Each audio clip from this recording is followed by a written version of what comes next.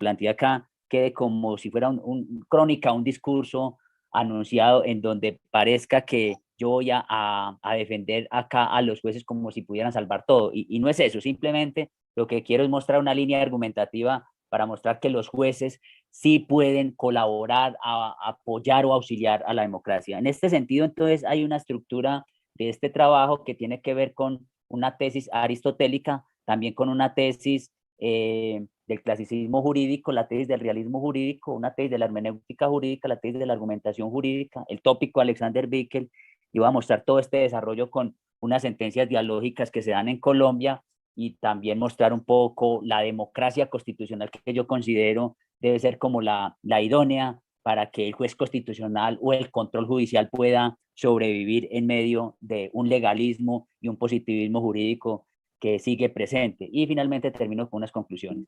Ustedes sabrán entonces que existe una tesis muy vieja desde Aristóteles en la Ética Nicómaco, en el libro quinto, capítulo 10, una tesis que yo creo que tenemos que seguir trabajando, y es que Aristóteles decía que la equidad es la corrección legal de la justicia. En ese sentido, para Aristóteles las leyes eran disposiciones generales. Como eran disposiciones generales, entonces no podían abarcar todos los casos concretos. De esta manera era posible que existieran vacíos y los jueces debían llenar estos vacíos a través de la equidad. En ese sentido, entonces Aristóteles hablaba de la equidad como corrección legal de la justicia. Inclusive dice Aristóteles que es posible que si el legislador hubiese previsto esto, que luego el juez saca una sentencia, el legislador lo hubiese especificado en esa norma. Esto es muy importante, entonces, tener presente esta cita para todas las discusiones que se van a venir luego, en especial con el neoconstitucionalismo, todo esto pues que sucede después de posguerra. Entonces, tener presente esta tesis aristotélica para todo lo que viene de aquí en adelante. La tesis del clasicismo jurídico, básicamente quiero que tengan en cuenta cómo dentro de la escuela de la exégesis, empezando con Portalis, pues se pensaba que el legislador tenía la autoridad y que solamente él y con autoridad solamente el legislador podía interpretar el derecho, y que inclusive no podían existir vacíos en el derecho, pues porque ya todo se podía solucionar a través de un sistema de reglas. Sin embargo, en el mismo Portalis uno puede encontrar que los jueces pueden intervenir, pueden interpretar el derecho, porque inclusive Portalis dice que no es posible tener sistemas completos o acabados, y que en ese sentido entonces los jueces podrán intervenir a través de principios generales. Inclusive habla del derecho natural, inclusive el mismo Portalis habla de casos extraordinarios o casos raros, lo que luego se viene a llamar los casos difíciles o casos trágicos, como los menciona Manuel Atienza, pero ya desde Portalis, inclusive en ese contexto legalista, se pensaba que era posible que los jueces pudieran interpretar el derecho. Y claro, luego viene pues una discusión, ustedes saben, más adelante con Savigny, con Yering, con Jenny, mostrando cómo es posible que los jueces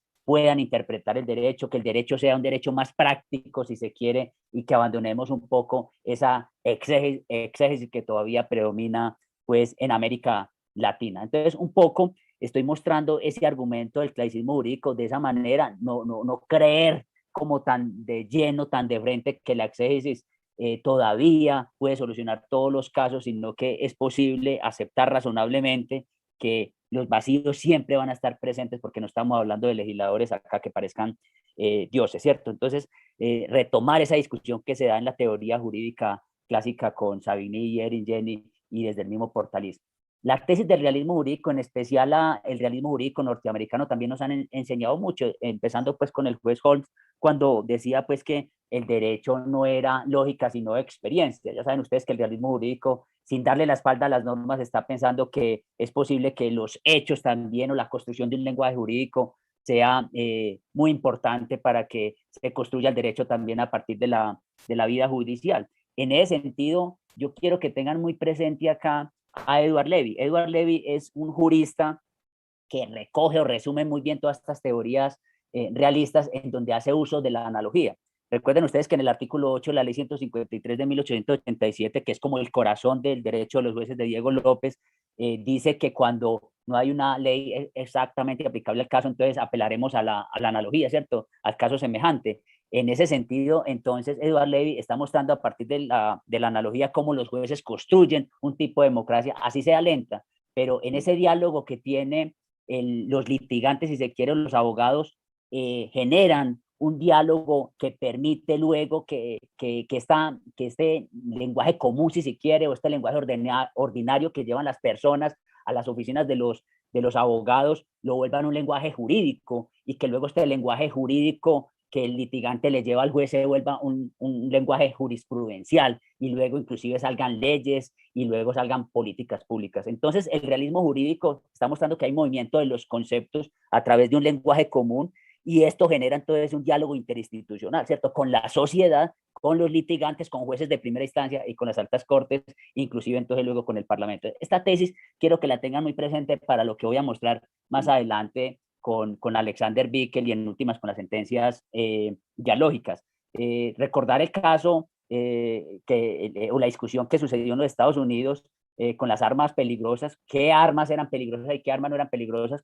Empezó esta discusión con el caso Mafferson versus Bill Moros, en donde se responsabilizaba a un vendedor de un artículo si era responsable o no por vender un arma peligrosa o un artículo peligroso. Entonces vino toda una discusión, si una lámpara que le estallaba a una mujer era peligrosa, si una rueda que salía de un carro suelta era peligrosa, si un champú mal rotulado era peligroso, si una cafetera que explotaba era peligrosa, etcétera, etcétera. Y fue una discusión larguísima, yo creo que por lo menos 50 años discutiendo que era un arma peligrosa y que no. Y todo esto generó toda una línea jurisprudencial que creo yo Diego López luego la deposita muy bien en el derecho de los jueces para mostrar todo este desarrollo de la línea jurisprudencial en Colombia. Entonces yo creo que hay que tener muy presente de nuevo estas tesis realistas para entender un poco lo que estoy mostrando. Las tesis hermenéuticas en los años 50, de la mano de este realismo jurídico que estaba emergiendo, pero también paralelamente a estas teorías de la argumentación jurídica que luego iban a surgir en los años 60 y 70, van a ser muy importantes entonces para darle participación a los jueces. Ya saben ustedes que estas tesis de la hermenéutica jurídica aparecen allá en los años 40, 50, ya estamos hablando inclusive casi después de posguerra, y allí entonces viene toda esta ola neoconstitucional. Entonces, claro, se juntan estas tesis realistas, las tesis hermenéuticas y luego las teorías argumentativas para mostrar que es posible que los jueces entonces puedan hacer una interpretación razonable del derecho. Recuerden que en el artículo 4, en el Código Napoleónico, se estableció que los jueces no podían denegar justicia, algo que quedó establecido también en la ley 153 en el artículo 48. Los jueces no pueden denegar justicia, y no pueden denegar justicia alegando que la ley no dice nada, que hay silencio en la norma, alegando que hay insuficiencia en la norma, alegando que hay oscuridad. Los jueces tienen que fallar. Pero cuando uno lee esto en el contexto de la interpretación, eso no significa que el juez, si no encuentra una norma, o si el juez cree que hay una norma insuficiente o que es oscura, el juez no simplemente debe fallar diciendo absuelve y punto, no, está obligado a hacer una interpretación razonable. A falta de una ley, a falta de fuentes formales, el juez tiene que apelar a otro tipo de fuentes, que es una discusión luego que se plantea pues en el neoconstitucionalismo. Bueno, ¿cuáles son las fuentes con las que tenemos que trabajar de ahora en adelante? Ya se acabó, digámoslo así, ese reinado de la ley para pasar entonces a la jurisprudencia también como una fuente principal, también a los principios, también a la equidad, etcétera, etcétera. Entonces, yo creo que es importante dentro de la hermenéutica tener muy claro que es posible entender que los jueces pueden hacer una interpretación razonable, y ya Jenny nos había dicho esto, es el artículo pues 48, que es bueno que lo revisemos, que lo trabajemos, porque recuerden que hacia el 2016 la Corte Constitucional en la sentencia C054 se manifestó, hizo un estudio de exequibilidad sobre el artículo 27 del Código Civil. Ya saben ustedes que este artículo es el que habla de interpretación gramatical, en donde dice claramente que cuando la ley sea clara, usted la tiene que aplicar, que usted no puede buscar el espíritu de la norma. Y claro, está el inciso, el otro inciso, el inciso 2 diciendo, bueno, pero cuando la norma sea oscura, usted podrá ir a buscar el espíritu. El tema es que esta norma, el primer inciso se demanda, diciendo que la claridad no debe bastar. Y es cierto, yo inclusive vengo enseñando esto hace ya 20 años en Introducción al Derecho, y quería que saliera una sentencia esta de la Corte diciendo que la claridad no bastaba. Yo le decía a los estudiantes, es que la norma puede ser clara, pero es arbitraria. Entonces, en ese caso, ¿usted qué haría? No, como yo soy un legalista, soy un positivista de aquí a Pekín, pues yo simplemente aplico la norma y se acabó. Pues no, la claridad no basta. Necesitamos que esa claridad además sea coherente con la Constitución, que resumida cuentas es lo que dice la Corte Constitucional en la C054, para el que no la haya leído. Entonces, esto es muy común escucharlo, inclusive uno en la academia, la ley se aplica si es clara y punto, y si es oscura buscamos el espíritu. Claro, el tema ya del espíritu pues va a ser más complejo, pero por ahora tener muy claro que no va a estar la claridad y que los jueces inclusive con normas claras también tendrá que intervenir. Muy bien, entonces, un poco siguiendo esta línea argumentativa, en la parte 5, yo creo que este es el motor de lo que yo quiero expresar acá. Eh, yo creo que ni Portalis, ni Savigny, ni Yerin, ni Jenny, ni Hart, ni Dworkin, o así lo manifiesta al menos Manuel Latienza en el curso de argumentación jurídica o en diferentes charlas, allí no hay una teoría de la argumentación. En estos autores no queda una teoría de la argumentación jurídica, y es básicamente a partir de Perelman en donde empiezan todos estos desarrollos de la teoría de la argumentación jurídica en el Tratado de la Argumentación básicamente con Títeca, ¿cierto?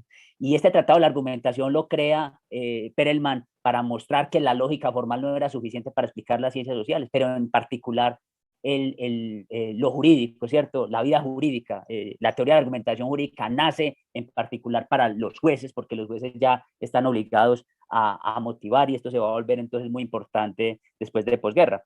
Entonces, las teorías de la argumentación jurídica, empezando con Perelman, van a mostrar que es necesario una motivación judicial que se llene de buenas razones, de buenos argumentos. Y en ese caso, entonces tendrá que tener muy presente que uno no argumenta con la ley. Casi que uno con la ley no argumenta, uno simplemente la ley la aplica con base en un silogismo, pero cuando usted apela a los principios con una textura más abierta que encarnan los principios, con la jurisprudencia, que es casi un discurso allí el que existe en la jurisprudencia persuasivo, pues usted tiene que llenarse de buenas razones para mirar cómo va a motivar una decisión. Y toda esta discusión que luego vino con el obiter dicta y la razón decidendi, en donde es entonces muy importante cómo el juez motiva, cómo utiliza los argumentos retóricos o de paso, cómo está construyendo esa línea argumentativa para llegar a la parte resolutiva. Y aquí es muy importante entonces la formación de los jueces y en general de los abogados para aprender de la teoría de la argumentación jurídica. Y esto no es un tema fácil, la verdad, esto no es un tema fácil. Yo enseño argumentación jurídica y esto no es fácil. Y los jueces deben trabajar más la teoría de la argumentación jurídica, porque si en este momento los jueces son protagonistas, los jueces constitucionales son protagonistas, pues los jueces entonces tienen que llenarse de buenas razones y para hacer eso, pues tienen que volverse unos especialistas también en la técnica argumentativa. Entonces, el razonamiento judicial en términos de Perelman es una forma de cómo los jueces colaboran con esa democracia. Si el legislador, digámoslo así como dice Roberto Gargarella, si los jueces están debilitando la democracia porque el Congreso en últimas no está meditando muy bien las normas, porque ahí tenemos el juez para que decía si esto quedó muy mal hecho, pues ahí está el juez, pues hombre, hay como una forma de pensar en donde el legislador como que no está meditando bien, como que no está motivando bien, como que no está deliberando muy bien cuando hace las normas. Entonces necesitamos que el juez sí se llene de buenas herramientas para decir, esta norma no me convence, esta norma no me persuade, yo necesito apartarme de esta norma porque esta norma va en contra de la Constitución, etcétera, etcétera. Entonces hay un desplazamiento, digámoslo así, de la motivación de parte legislativo hacia la rama judicial. Entonces, Perelman va a ser muy importante por todos los desarrollos que van a venir después, ¿cierto? Con Atienza y Robert Alexis, ¿cierto? En Atienza, por ejemplo, se reclama, como es obvio, si estamos en un sistema jurídico basado en reglas y principios, ¿cierto? Pues entonces es necesario tener presente que los principios no funcionan de manera subsuntiva, ¿cierto? Lo que funciona de manera subsuntiva es las reglas, o son las reglas, ¿cierto? Los principios funcionan de manera ponderativa, como ustedes muy bien lo conocen, pero ¿y dónde está esa teoría de la argumentación? ¿Cierto? Que fue en donde pecó Ronald Dworkin con la falta de una teoría de la argumentación y tampoco está en Hart. Entonces necesitamos nosotros una buena teoría de la argumentación que me diga a mí cómo yo elijo un principio en vez de otro, ¿cierto? Que es luego los desarrollos que tiene Robert Alexis con su teoría de la argumentación. Pero ya Atienza ha venido reclamando esto como es necesario una teoría de la argumentación para hacer ese recurso a los principios. ¿Cómo hago yo para elegir? Porque esto no funciona con el juez Hércules. Estamos con jueces de carne y hueso que requieren de una teoría de la argumentación para poder entonces decidir sus casos. En ese sentido, como estamos dentro de un contexto de la argumentación jurídica, yo creo que tenemos que tomarnos en serio lo que hacen los jueces a nivel de los precedentes, lo que hacen los jueces cuando cambian el precedente, lo que hacen los jueces a nivel de salvamento de voto. Yo a veces me pongo a pensar qué pasaría, qué hubiese pasado si las decisiones de Carlos Gaviria en los salvamentos de voto siempre hubieran predominado. Es decir, que Carlos Gaviria Díaz no hubiese sacado salvamento de votos, sino que todo lo que hubiera dicho hubiese persuadido a toda una corte. ¿Qué Estado social de derecho en los salvamentos de voto de Carlos Gaviria Díaz? ¿Cierto? ¿Qué Estado social de derecho hay en unos precedentes que deben cambiar de la Corte Constitucional? En la teoría de la argumentación se enseña mucho esto, cómo los jueces entonces tienen que tener muy claro esa exigencia o ese nivel argumentativo para que los precedentes no duren una semana o no duren un año, sino que los precedentes duren en el tiempo, ¿cierto? Uno no simplemente toma una decisión, una sentencia, y con mayor razón una sentencia para que dure un año no más. Necesitamos una sentencia que predomine en el tiempo, ¿cierto? Como una sentencia, digamos así, como la sentencia Marbury versus Madison.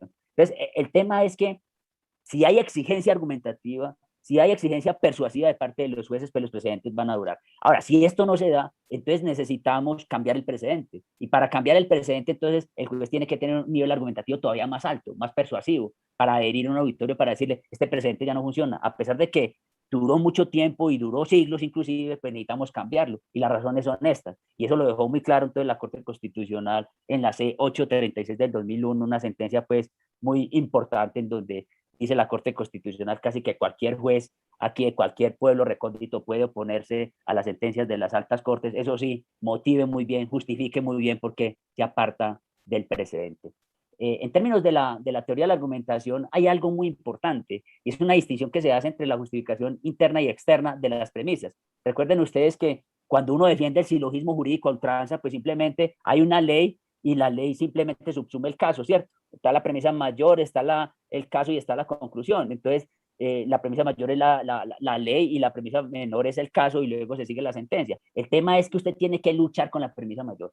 Y la teoría de la argumentación dice, usted no basta la justificación interna. Muchas veces la premisa mayor no funciona. Usted tiene que hacer excepción de principialidad o excepción de inconstitucionalidad. En ese sentido, lo que usted hace es apartarse de la premisa mayor. En ese caso, usted está haciendo justificación externa a las premisas. La argumentación está exigiendo eso, que los jueces, cuando ven que una norma no es razonable, o es arbitraria, o no es coherente con un ordenamiento jurídico, pues pasa a hacer una justificación externa, casi que a desplazar la premisa mayor por otra posibilidad que tiene el juez a la hora de decidir. Y es bueno también entonces tener presente esto. Bien, les había dicho ahora que en términos de Robert Alexi, pues ya, yo creo que el tópico está bien recepcionado en Colombia y sin embargo, pues uno lo ve a toda hora con los jueces, cuando uno lee sentencias, esto finalmente todavía no se ha entendido muy bien. La teoría está recepcionada, digámoslo así, ¿cierto? Desde los años 90, cuando invitamos por aquí a Robert Alexia que nos enseñara qué era el Estado Social de Derecho y la teoría de la argumentación jurídica y cómo funcionaba esto con el tema de los derechos fundamentales. Pero cuando uno lee sentencias, muchas, no estoy hablando de algunas, sino de muchas sentencias de los jueces, y básicamente de jueces de distancia, uno ve que esto no se ha entendido todavía muy bien. Y cuando uno se pone a mirar la teoría de los derechos fundamentales y se pone a mirar la teoría de la argumentación jurídica, Carol Alexi, uno dice, pues madre, es que esto es muy berraco, esto es muy jodido también leer esto y entender esto no es fácil. Pero así todo, yo creo que tenemos que tomarnos en serio esto. Y yo creo que Alexi nos trae una teoría estandarizada para uno apostarle a cómo justificar bien las decisiones judiciales o a cómo justificar bien la sentencia, no solamente para las sentencias de las altas cortes, sino para los jueces de instancia.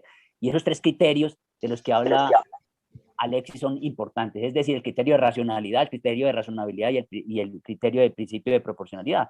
Y cuando él habla del criterio de racionalidad, está hablando de un poco de todo esto que nos ha enseñado la argumentación, que haya coherencia, que haya claridad, que se utilicen buenos argumentos, que haya respeto a los principios de la lógica. Cuando se habla de la razonabilidad, se habla de la razón práctica, si vinculamos o no la moral al derecho, si hay opiniones mejores que las que plantea el legislador. Y cuando hablamos del principio de proporcionalidad, pues estamos hablando del principio de proporcionalidad en sentido estricto para trabajar lo que ya conocemos nosotros como la idoneidad, la necesidad y el principio de proporcionalidad en sentido estricto.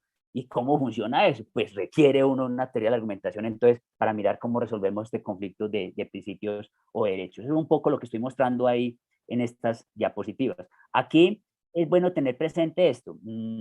Robert Alexi, por ahí creo que en el 2008, 2009, en un encuentro de la Corte Constitucional, o no sé si un poco más adelante, que vino Alexi acá, nos hizo una presentación en donde habló de la argumentación representativa.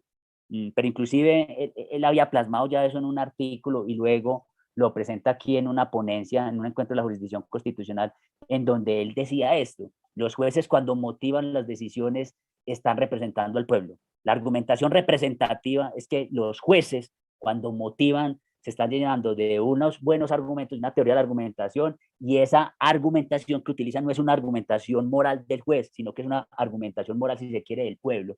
debe ser coherente esa argumentación con un principio democrático, con la representación. Pues si nosotros entendemos bien cuáles son esos principios democráticos que están en la Constitución, los jueces tienen que tener muy claro esos principios para que la motivación, para que la argumentación que utilizan en la construcción de la razón decidente y luego en la resolución, pues sea coherente con ese principio democrático y no lo desplace. En ese sentido, garantiza más la certeza y la supervivencia del control judicial. De lo contrario, aumentaría más la dificultad contramayoritaria pues, en términos de Bickel. Es bueno tener muy presente este argumento que creo falta desarrollarlo más, no solamente en Colombia, sino en América Latina. Tanto que las condiciones para la argumentación representativa, dice Alexis, es que, que existan la existencia de argumentos correctos o razonables y dos, la existencia de personas racionales que estén dispuestas y sean capaces de aceptar argumentos correctos y razonables por la mera razón de que son correctos o razonables en condiciones para la argumentación representativa.